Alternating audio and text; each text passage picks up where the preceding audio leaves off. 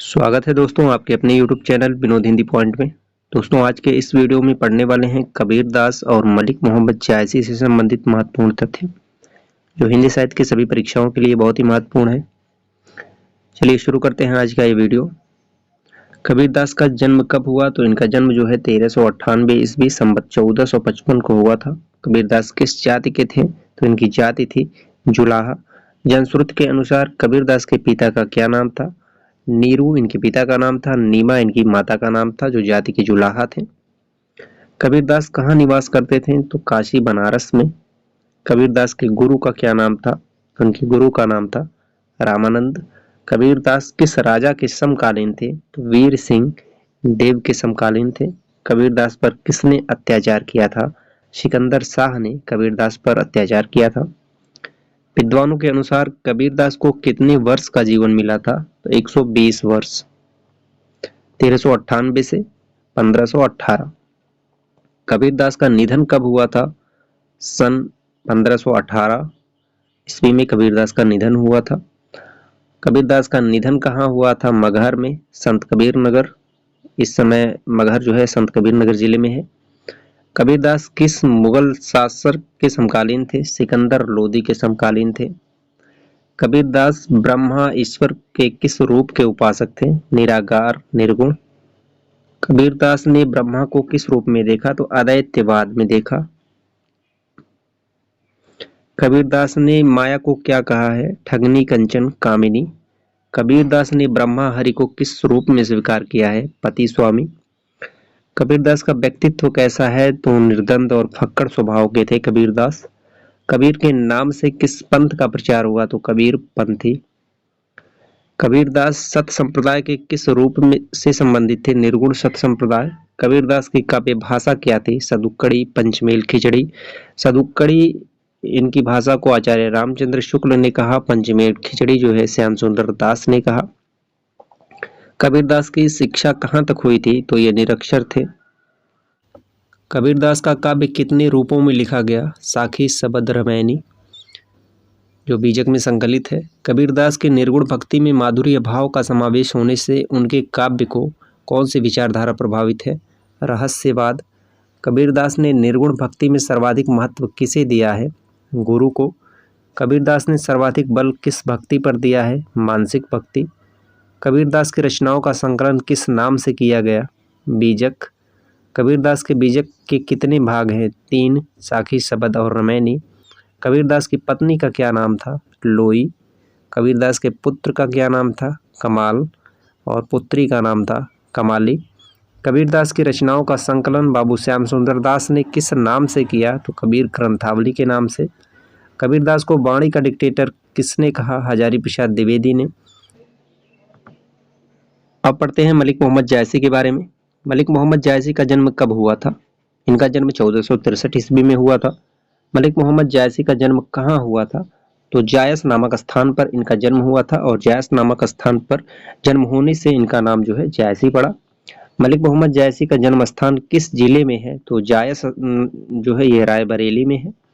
मलिक मोहम्मद जायसी के पिता का क्या नाम था? इनके पिता का नाम था मालिक राजे अशरफ। मलिक मोहम्मद जायसी के नाम से में सर्वप्रथम मलिक शब्द का प्रयोग क्यों हुआ? तो मलिक शब्द का प्रयोग जो है, मलिक का अर्थ होता है जमींदार, खानदान के कारण जो है मलिक शब्द का प्रयोग हुआ। मलिक मोहम्मद जायसी के पुत्र का क्या नाम था? तो इनके पुत्र का नाम था मलिक कबीर। मलिक मोहम्मद जायसी ने अपने कितने मित्रों की चर्चा पद्मावत में की? तो 4।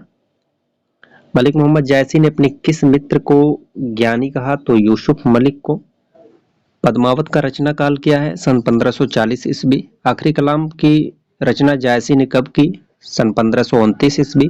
अखरावट की रचना जायसी ने कब की? सन 1505 ईस्वी। अखरावट में जो है वर्णमाला के एक एक अक्षर का वर्णन किया गया है, ये परीक्षा में पूछा जाता है।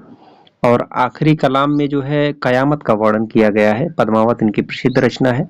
मलिक मोहम्मद जायसी के गुरु का क्या नाम था? तो इनके गुरु का नाम था फकीर शेख मोहदी। ठीक है, इनके गुरु का नाम था फकीर शेख मोहदी।